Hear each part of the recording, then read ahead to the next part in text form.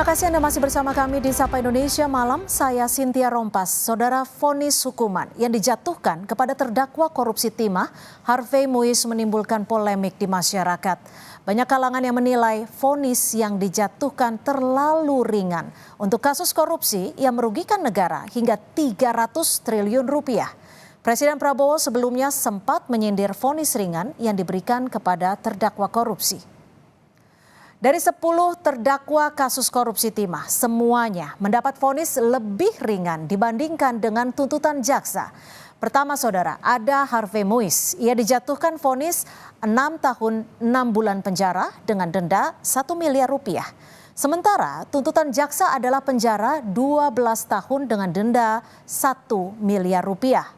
Lalu yang kedua saudara, ada Helena Lim yang dijatuhkan vonis 5 tahun penjara serta denda 750 juta rupiah. Sedangkan tuntutan jaksa adalah penjara selama 8 tahun dengan denda sebesar 1 miliar rupiah. Selanjutnya yang ketiga saudara, ada Mohtar Riza Pahlevi yang menjabat sebagai Direktur Utama PT Timah Tbk periode 2016 hingga 2021. Dirinya divonis 8 tahun penjara dengan denda 750 juta rupiah. Sementara tuntutan jaksa adalah 12 tahun penjara dengan denda 1 miliar rupiah. Kasus korupsi timah belakangan ini menjadi sorotan karena menyebabkan kerugian negara tidak tanggung-tanggung sebesar 300 triliun rupiah, termasuk kerusakan lingkungan. Angka ini menempatkan kasus timah menjadi kasus korupsi dengan kerugian negara terbesar di Indonesia. Dengan nilai kerugian negara sebesar 300 triliun rupiah, vonis tertinggi hanya diberikan kepada Mohtar Riza Pahlevi selaku Dirut PT Timah dengan vonis 8 tahun penjara. Sementara itu untuk kasus korupsi Duta Palma Group yang merugikan negara sebesar 78 triliun rupiah, terdakwa Surya Darmadi yang sempat buron divonis 16 tahun penjara. Surya Darmadi juga pernah ajukan peninjauan kembali atau PK, namun hasilnya ditolak oleh Mahkamah Agung. Dan yang ketiga ada kasus korupsi proyek BTS 4G yang meraup kerugian negara sebesar 8 miliar rupiah. Turut melibatkan mantan Menkominfo Johnny G. Plate, ia akhirnya divonis 15 tahun penjara. Dengan perbandingan antara kerugian negara dan vonis yang diberikan kepada terdakwa korupsi tersebut, apakah bisa dianggap adil bagi masyarakat dan negara? Kita akan bahas usai tayangan berikut.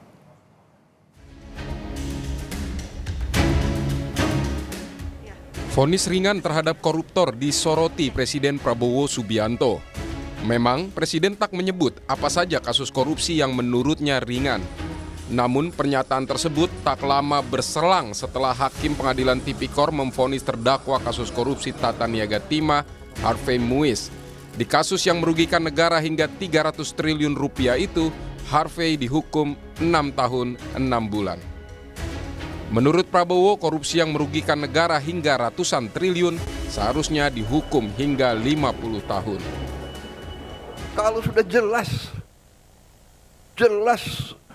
melanggar, jelas mengakibatkan kerugian triliunan, ya semua unsurlah.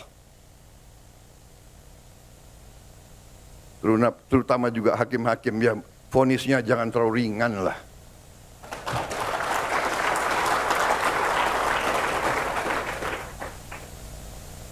Nanti dibilang Prabowo nggak ngerti hukum lagi.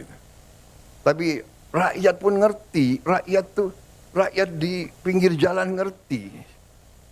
Ngerampok triliunan, kalau triliunan, ratusan triliun. Jaksa Agung naik banding nggak? Naik banding ya? Naik banding.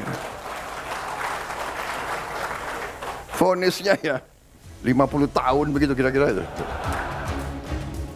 Menteri Hak Asasi Manusia Natalius Pigai kecewa atas vonis yang diberikan Majelis Hakim Pengadilan Negeri Tindak Pidana Korupsi Jakarta Pusat kepada terpidana kasus korupsi timah Harvey Muiz dan Helena Lim.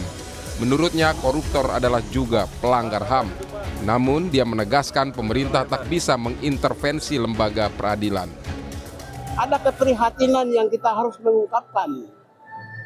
Saya harus menyampaikan ada sebuah keprihatinan ketidakpuasan di publik. Oleh karena itu ya harus memberikan punishment atau hukuman itu juga harus sesuai dengan perbuatan yang diterima. Kami menghormati proses peradilan yang berlangsung dan para hakim yang memutuskan. Tentu kami menghormati ya independensi dan integritas mereka. Dalam kasus timah yang merugikan negara hingga 300 triliun, para terdakwa mendapat vonis lebih ringan dibandingkan dengan tuntutan jaksa. Misalnya Harvey Muiz, ia dijatuhkan vonis 6,5 tahun penjara, sementara tuntutan jaksa adalah penjara 12 tahun. Lalu ada Helena Lim yang dijatuhkan vonis 5 tahun penjara, sedangkan tuntutannya 8 tahun. Riza Pahlevi yang menjabat sebagai Direktur Utama PT Timah Tbk periode 2016-2021 divonis 8 tahun penjara, sementara tuntutan jaksa 12 tahun penjara. Kepala Pusat Penerangan Hukum Kejaksaan Agung Harli Siregar membantah bukti-bukti yang diajukan jaksa dalam kasus korupsi 300 triliun rupiah PT Timah lemah. Menurutnya bukti yang diajukan sudah linear dengan tuntutan, tetapi ada subjektivitas hakim dalam memutuskan perkara. Kalau Anda mengikuti bagaimana pertimbangan-pertimbangan yang disampaikan oleh majelis hakim dalam persidangan itu, sesungguhnya apa yang sudah diajukan oleh penuntut umum terkait dengan pemenuhan alat bukti pasal 183, 184 itu sudah sangat linear, ya. Hanya saja kan bahwa pertimbangannya menyatakan tuntutan itu terlalu tinggi, jadi ada subjektivitas di situ, ya. Kalau dari sisi substansi nggak ada masalah. Dengan kerugian negara sebesar 300 triliun rupiah, vonis tertinggi di kasus Timah hanya kepada Mokhtar Riza Pahlevi selaku Dirut PT Timah dengan vonis 8 tahun penjara. Sementara untuk kasus korupsi Duta Palma Group yang merugikan negara sebesar 78 triliun rupiah, terdakwa Surya Darmadi yang sempat buron divonis 16 tahun penjara.